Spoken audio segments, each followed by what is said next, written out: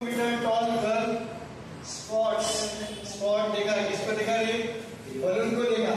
Moving with the wind in horizontal line at a height of 88.2 metre from the ground. आते हैं एक सवाल पर देखेंगे फिर क्या बोल रहा है बेटा सॉल्यूशन। अब बातें मत करो। एक गर्ल है जो 1.2 मीटर, बातें नहीं, ये क्या है आपका बेटा? ये है आपका ग्राउंड। ओके, ये क्या है आपकी प्रॉब्लमेटिक गर्ल जिसकी हाइट कितनी बेटा? 1.2 मीटर टॉल। उसने स्पॉट मतलब क्या रे? देखा। किसको देखा? बलून को देखा। Moving with the wind at the horizontal line at a height of 88.2 metre. अब उसने एक बलून को यहाँ पे ऐसा देखा। कितने हाइट पे देखा रे बेटा?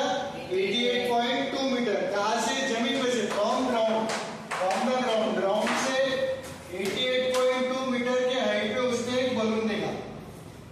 राइट, यहां तक किसको कोई प्रॉब्लम नहीं। अब क्या बोल रहा है? The angle of elevation of the balloon from the eyes of the girl at any instant is 60 degree. ये जो है गर्ल, ये देख रही है बलून को, तो सीधा दिखेगी क्या रे? ऊपर है तो उसको मान ऊपर करनी पड़ेगी ना। ऊपर करनी पड़ेगी मतलब डिप्रेशन का एंगल आएगा कि एलिवेशन का एंगल आएगा? एलिवेशन का। कितने का एंगल आएगा? 60 डिग्री पे। कितने का एंगल आ रहा? 60 डिग्री पे। ये कितने का एंगल होगा? 60 डिग्री का। आज तक इसको कोई प्रॉब्लम नहीं। अब क्या बोल रहा है? After some time the angle of elevation reduces to 30 degree. पहले कितना था एंगल ऑफ एलिवेशन? 60 डिग्री। अब कुछ देर के बाद कितना हो गया रे? 30 डिग्री। तो मेरे को बताओ बलून पास आएगा कि दूर जाएगा कि ऊपर जाएगा कि नीचे जाएगा? नीचे जाएगा। देखो अब मैं बताता हूँ। देखो आपके पास तीन पॉसिबिलिटी। एक इससे ऊपर जा सकता है, एक हॉरिजॉन्टल जा सकता है और एक नीचे जा सकता है। राइट, अब बोलोगे सर इधर क्यों जा रहा है? लेफ्ट साइड में भी तीन पॉसिबिलिटीज है ना। इधर तीन ऊपर जा सकता है, राइट जा सकता है, नीचे जा सकता है। इधर भी ऐसा ऊपर जा सकता है, ऐसा जा सकता है या ऐसा जा सकता है। इतनी पॉसिबिलिटीज है आपके पास। बट सवाल को कैसे क्रैक करना है? आपका पहला एंगल ऑफ एलिवेशन कितना था रे? 60 डिग्री। अब कितना हो गया? 30 डिग्री। अब मेरे को बताओ, अगर पास आता इधर आता था तो एंगल ऑफ एलिवेशन बढ़ता था कि कम होता था? तो पास आ रहा मतलब मेरे को और ऊपर देखना पड़ेगा, मतलब 60 से ज्यादा होता था। बट प्रॉब्लम में क्या दिया उसने? Reduces to 30। मतलब इधर आ रहा है क्या? लेफ्ट साइड आ रहा है क्या? वो नहीं, मतलब वो दूर जा रहा है। तो आपके पास तीन पॉसिबिलिटीज है। एक तो ऊपर जाएगा, एक तो सीधा जाएगा, एक तो नीचे जाएगा। बट उसने क्या बोला? In the horizontal line. जो बलून है आपका वो सिर्फ और सिर्फ हॉरिजॉन्टल लाइन में मूव हो रहा है। मतलब वो ना तो ऊपर जा रहा है ना तो नीचे जा रहा है, वो जा रहा है सीधा मूव हो रहा है, हॉरिजॉन्टल डायरेक्शन में मूव हो रहा है। मतलब वो इधर भी नहीं जा रहा है, इधर भी नहीं जा रहा। वो कहाँ जा रहा है? सिर्फ हॉरिजॉन्टल लाइन में जा रहा है। कहाँ जा रहा है बेटा? वो हॉरिजॉन्टल लाइन में। ऐसा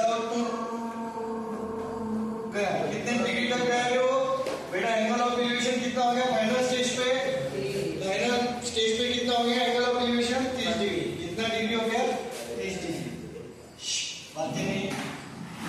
तो एंगल ऑफ एलिवेशन कितना हो गया बेटा? 30 डिग्री। यहाँ तक सवाल समझ में आ गया। ये है आपका ग्राउंड, ये है आपका ग्राउंड। अब वो पूछ रहा है, हम नामकरण दे देते हैं अपन। इनिशियल स्टेज जो थी इसको बोलेंगे ए बी सी डी। ये हो गया आपका ई, ये हो गया एफ, ये जी और एच। आपको क्या पूछ रहा है वो? Find the distance travel by balloon during the interval. अब मेरे को बताओ distance travel by the balloon कौन सा? मतलब क्या निकालना है डायग्राम में से? डिस्टेंस मतलब पहले इनिशियल बलून यहाँ पे था तो टाइम 5-10 सेकंड के बाद यहाँ पे आ गया। मतलब बलून ने कितना डिस्टेंस ट्रैवल किया रे? कितना चला बलून ए से एफ तक। अपने को फाइंड क्या करना है बेटा? क्या फाइंड करना है अपने को? एफ फाइंड करना है, which is nothing but equal to EG, which is nothing but equal to BH. समझ में आ गया यहाँ तक? चलो अब मैं वापस एक बार यहाँ पे अच्छे से डायग्राम बना दो।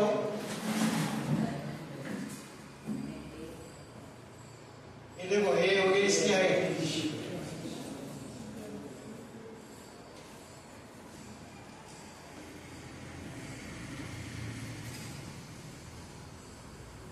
राइट। ये इनिशियली बलून यहाँ पे था, उसके बाद बलून यहाँ पे चला गया, राइट। तो कितना डिग्री का एंगल, पहले कितना डिग्री का एंगल था रे? 60 डिग्री का था। अब कितने का हो गया बेटा?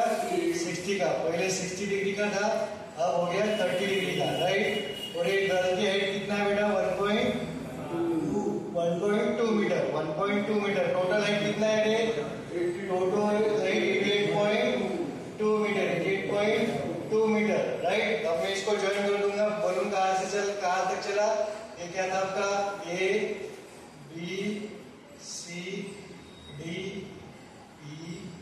ई एफ जी एच। आपको क्या फाइंड करना है बेटा?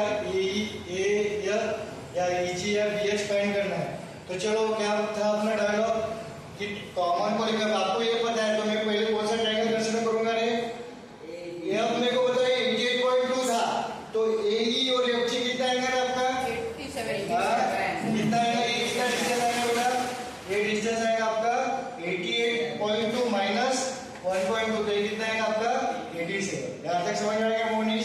चलो अब अपन ट्रायंगल कंसीडर करेंगे। कौन सा ट्रायंगल कंसीडर करते हैं पहले? ये वाला। कौन सा? ए ई डी। ए ई डी। ये कितना एंगल है बेटा? इनिशियली 60 डिग्री का, और ये कितना है? ये आपका 87 मीटर। आपको क्या निकालना है? ईजी निकालना है ना। तो ईजी निकालने के लिए आप पहले कौन सा, अब आपके दिमाग में कैसे आएगा वो देखना पड़ेगा। तो कौन सा ट्रायंगल कंसीडर करेंगे बेटा? पहला ईजी किसमें आ रहा है आपका? ईजी किसमें आ रहा है? ये बड़े ट्रायंगल में आ रहा है, एफ जी डी। कौन से ट्रायंगल में आ रहा है? F G D, right. तो सॉल्व करो इसको। ठीक है बेटा, एफ जी डी। ये कितने एंगल है बेटा? 30 डिग्री का, और ये कितना है? 87 मीटर। तो सुनो, कौन सा रेशो आपको क्या फाइंड करना है? आपको फाइंड करना है ईएफ फाइंड करना है। तो आप यहाँ पे कौन सा रेशो लोगे? डीजी के अंदर ईएफ है, तो कौन सा रेशो लोगे आप बेटा? tan का लोगे ना? एकदम सुस्त भी होंगे तो E angle F G D. समझ में आ रहा है? समझ में नहीं आ रहा है क्या? एफ जी डी क्या है? tan 20 इज इक्वल टू क्या है? tan का फॉर्मूला क्या है? Opposite upon adjacent. Angle F G upon DG. F G upon DG. tan 20 की वैल्यू क्या है बेटा? tan 20 की वैल्यू क्या है? 1/√3। tan 20 की वैल्यू क्या है? 1/√3। एफ जी की वैल्यू क्या है बेटा? 87 मीटर। और डीजी की वैल्यू आपको निकालनी है। तो डीजी की वैल्यू क्या है बेटा? 87√3 मीटर। यहाँ तक इसको कोई प्रॉब्लम नहीं। But DG is equal to क्या है आपका? D plus easy. डीजी को क्या लिख सकते हैं? But DG is equal to क्या है बेटा आपका? DE plus EF. तो चलो लिखो यहाँ पे क्या आएगा? DE plus EF is equal to क्या आएगा? 87√3 मीटर। यहाँ तक इसको कोई प्रॉब्लम? यहाँ तक अब आपको क्या निकालना है? फाइनल आपको निकालना है जी एंगल।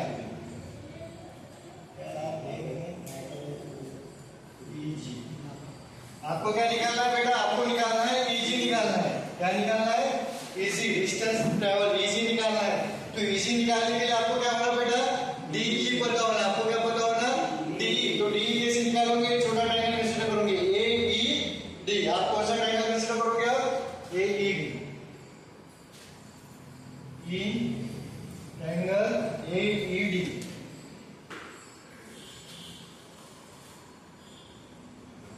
ए पॉइंट और डी पॉइंट। एंगल कितने का है बेटा?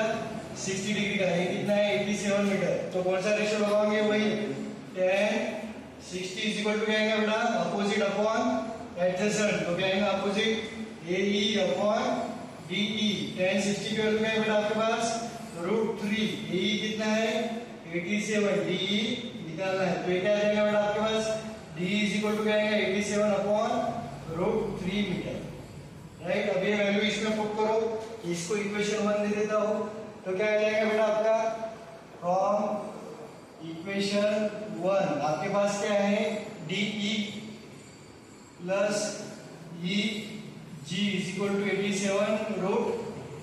तो DE की वैल्यू क्या है बेटा आपकी 87/√3 plus EG is equal to 87/√3। तो EG क्या आ जाएगा बेटा, ये प्लस इधर जाके क्या हो जाएगा माइनस, तो क्या हो जाएगा 87/√3 माइनस 87/√3। तो क्या कॉमन लूंगा बेटा इधर 87 कॉमन ले लूंगा, तो अंदर का बचेगा √3 माइनस 1/√3। अब इसको सॉल्व करोगे आप तो क्या आएगा बेटा, ये इसको सॉल्व करोगे तो क्या आएगा, रूट क्रॉस मल्टीप्लाई क्या है √3 into √3 3, 87 into क्या आ जाएगा √3 into √3 3 माइनस 1/√3। तो क्या आएगा 87 into 2/√3। अब इसको रैशनलाइज है, इरेशनल है, इसका रैशनलाइज करोगे आएगा 87 into 2 कितना होता है 174 करेक्ट, अपॉन इंटू √3 into √3। तो क्या आएगा 174 into √3 अपॉन √3 into √3 3। ये होता है क्या डिवाइड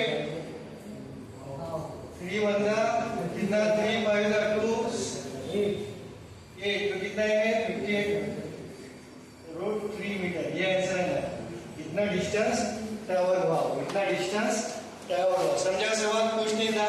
एक बड़े ट्रायंगल में पहले DG निकाला, tan 30 लगा के DG निकाला, पर DG को आप क्या लिख सकते हो DE प्लस EG।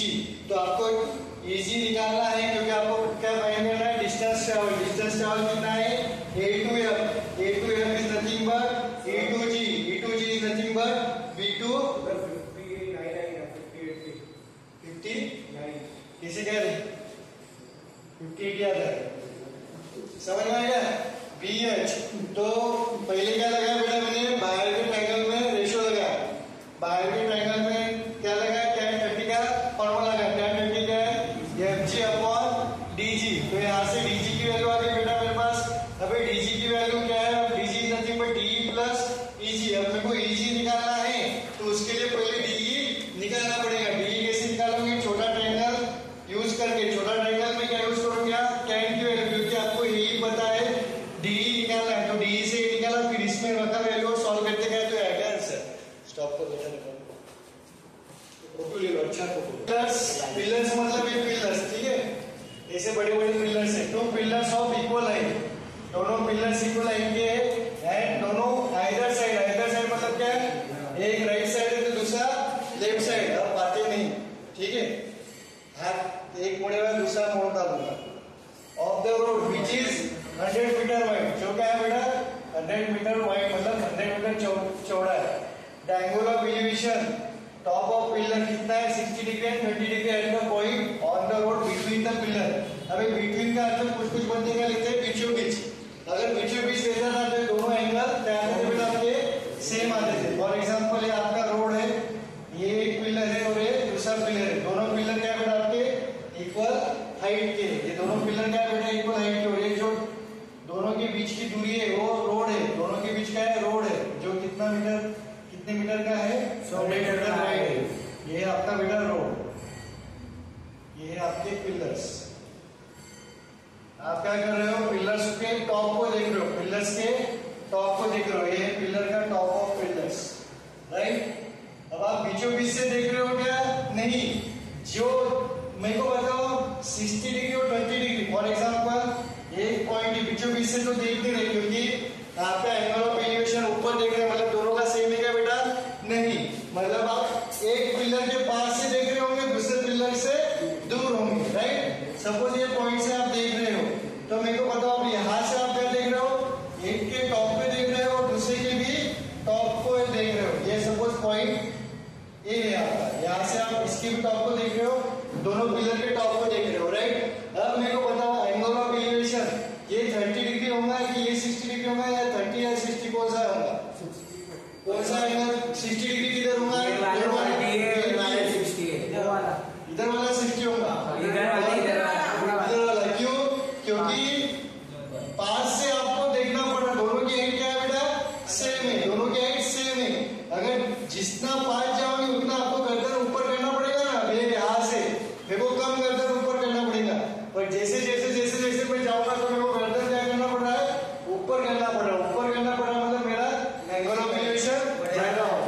तो जितना डिस्टेंस का बॉर्डर सेम है तो यहाँ पे एंगल ऑफ ज्यादा होगा आपका, यहाँ पे 60 डिग्री होगा और यहाँ पे 30 डिग्री होगा, राइट। और आपको क्या पूछा है, find the position of the point, मतलब आपको ये दूरी और ये दूरी निकालनी है। तो नामकरण दे दो, ये हो गया ए बी सी और ये हो गया डी और ई।